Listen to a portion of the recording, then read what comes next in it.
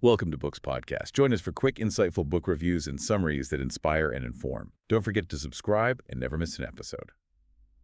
All right, today we're taking a deep dive into Wish You Were Here by Jodi Picoult. You know, she's that author who, consistently hits the #1 New York Times bestseller list and is famous for tackling those really thought-provoking topics. Absolutely. She has a knack for taking complex, sometimes even controversial issues, and she weaves them into these really compelling narratives that make you think. Yeah, and she definitely does not shy away from those hot-button topics. Yeah. In this book, she takes us right back to the beginning of the COVID-19 pandemic.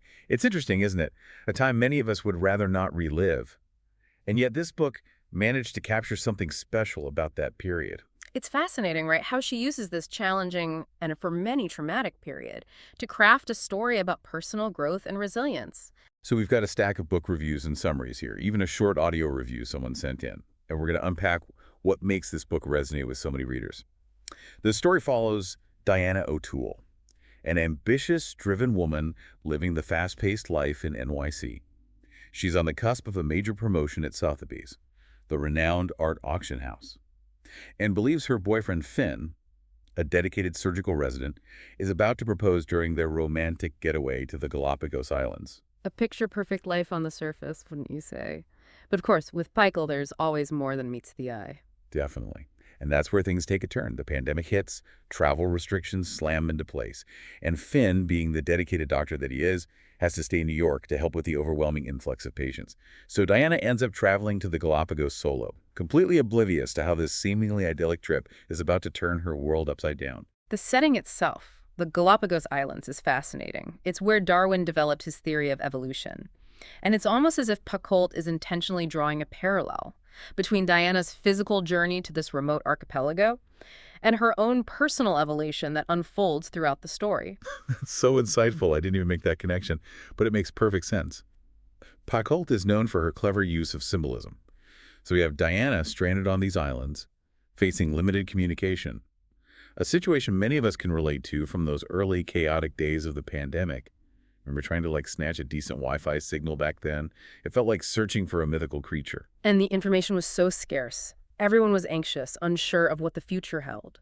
Picoult captures that atmosphere, that feeling of uncertainty so authentically. It's almost unsettling how real it feels. Absolutely. She doesn't sugarcoat anything. She even mentions things like those chilling images of freezer trucks used as makeshift morgues, people meticulously wiping down groceries, even the Tiger King phenomenon. Talk about a blast from the past, right? Those little details, they ground the story in reality, even if it's reality some might prefer to forget. They make the story relatable, even if we'd rather not relive those moments. So true. Now, while navigating this unfamiliar terrain, both literally and figuratively, Diana ends up connecting with a local family, including a teenage girl who harbors her own secrets. It adds another layer to the story, a different perspective on the whole situation. And that's where Picoult's strength as a writer really shines. She creates these relatable, multidimensional characters, even flawed ones like Diana, who, despite her rigid and meticulously planned life, you can't help but root for. You start to understand why she is the way she is. Exactly. We learn about Diana's family background, a mother who was absent for most of her life and a father who doted on her, perhaps overcompensating for the missing maternal figure. It helps explain why she's so fixated on creating this perfect controlled life for herself. It's as though she's trying to compensate for the instability she experienced during her childhood. And that's the beauty of Picoult's writing. She isn't simply judging her characters, she's trying to understand the why behind their actions. And as Diana navigates this unexpected situation, she's forced to confront these deep-seated beliefs about what truly matters in life. It's like she's on this unplanned retreat, except instead of guided meditation and yoga, she's facing isolation and the vastness of the Galápagos Islands, which, in its own way, is a powerful form of introspection. That's a great way to put it. So we have this woman who seemingly had it all figured out, suddenly thrown into a situation that completely unravels her carefully constructed world. It's as if life said, nope, time for a major detour, Diana. But how will she handle this detour? Will she cling to her old ways? Or will this experience change her? That's what we'll be unpacking in part 2 of our deep dive. Stay tuned to find out. Picking up where we left off, we have Diana stranded on this remote island, her meticulously crafted life in complete disarray. Not only is she confronting the pandemic's global impact, but also how it's completely derailed her personal journey. It's like a double whammy, right? On top of the global crisis, she's dealing with this personal upheaval. And remember, she was convinced Finn was going to propose on this trip. Talk about a curveball from the universe. Yeah. Now she's alone, questioning everything. It's almost as if she's grappling with the stages of grief, not just for the future she envisioned, but also for the familiar world that's vanished. That's a brilliant analogy, yeah. There's this undeniable sense of loss, of disorientation. Yet in the midst of all this chaos, Diana starts to form a connection with the local family who took her in. It beautifully illustrates that, even in isolation, human connection can blossom in the most unexpected ways. And these connections, they start to chip away at those walls Diana has so carefully erected around herself. She's always been so focused on her career, on achieving those external markers of success.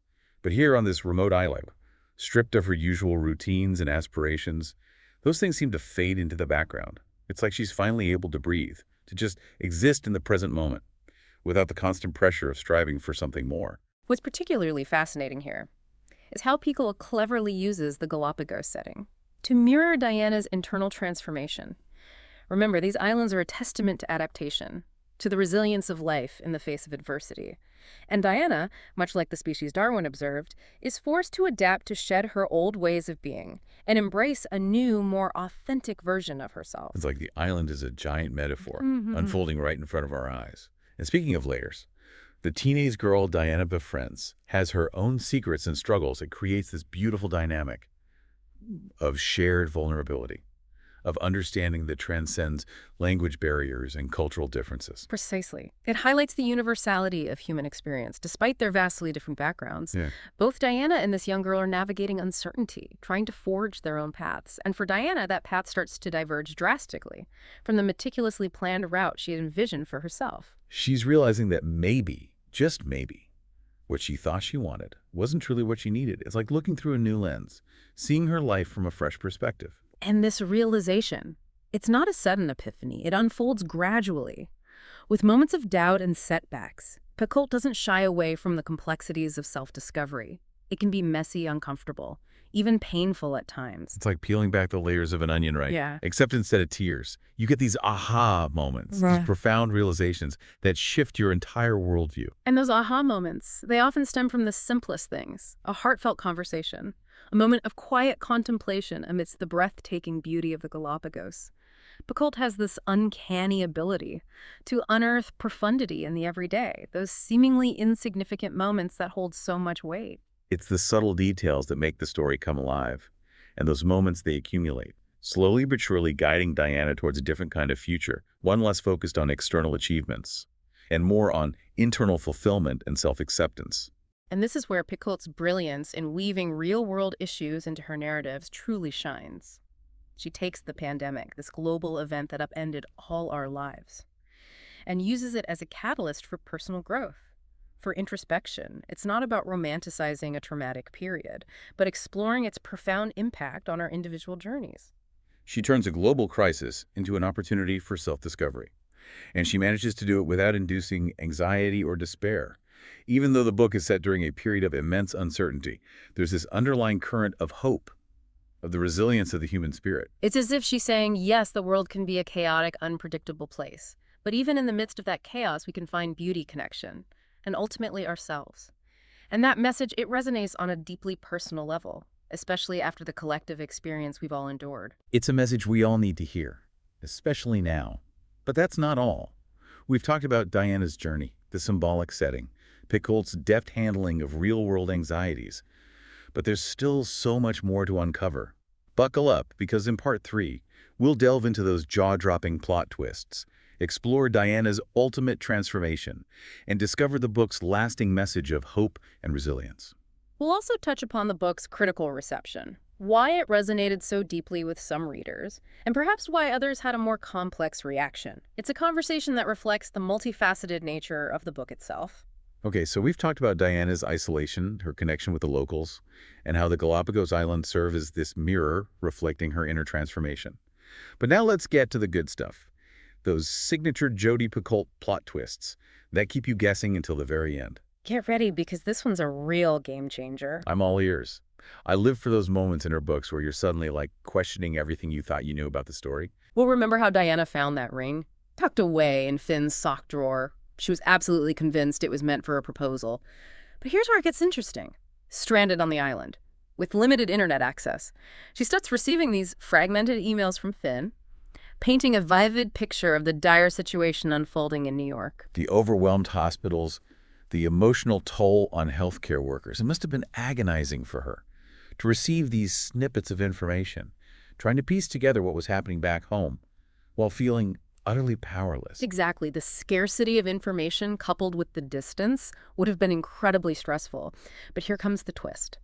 Those emails, they weren't actually from Finn. They were from someone else, someone impersonating him. And when Diana uncovers this deception, her whole world implodes. It's a complete betrayal. That shatters the foundation of her relationship with Finn and forces her to confront some uncomfortable truths about herself and the life she's built. Wow. I did not see that coming. Talk about a rug being pulled out from under you. It makes you wonder if Diana ever truly knew Finn at all. Right. It challenges her perception of their relationship and forces her to examine the sacrifices she's made. In the name of love and ambition, she's always been so driven, so focused on achieving these external markers of success that she may have neglected her own needs and desires along the way. It's as if she's been living a life dictated by societal expectations, by someone else's definition of success. And this isolation, this forced separation from everything familiar, compels her to finally confront that dissonance between her aspirations and her true self. And here the Galapagos setting takes on an even deeper significance. It's not just about Darwinian evolution anymore, but about the isolation that allows for introspection, for shedding those external layers and confronting the raw essence of who you are. Like a symbolic stripping away of everything she thought defined her, leaving her vulnerable yet empowered to rebuild. Exactly. And as she sheds those layers, as she confronts her past and her fears, she undergoes a metamorphosis, emerging as a more authentic, self-assured version of herself. It's a painful process, but ultimately, it leads to liberation and self-acceptance. And that transformation culminates in a decision that might surprise some readers. She chooses to stay on the island, to embrace this newfound freedom and the opportunity to rewrite her story on her own terms. Some might interpret this as running away, as avoiding responsibility. But I see it as a courageous act of self-preservation, of choosing herself, and prioritizing her own well-being for the first time. It's a powerful statement, especially for women who often feel pressured to conform to societal expectations and prioritize the needs of others above their own. Absolutely. It's about defying those expectations and defining success on your own terms. And that message, it resonated profoundly with many readers, particularly those who are also navigating their own personal journeys and grappling with the impact of the pandemic. It's as if the book gave them permission to question their paths, to reevaluate their priorities, and to embrace change as a catalyst for growth. Now it's worth noting that not everyone embraced the ending. Some found it abrupt, even unrealistic. But I think that's part of what makes Picoult's writing so compelling. She doesn't offer neat resolutions or easy answers. She leaves you with lingering questions, a sense of possibility, inviting you to contemplate the implications of the story long after you've finished reading. It's like she's handing you the pieces of a puzzle Yeah. and encouraging you to assemble your own interpretation, to apply it to your own life. And that's a powerful thing. So we've delved into the plot, the twists, the character arcs, the symbolism. But what's the lasting impression, the takeaway for the listener?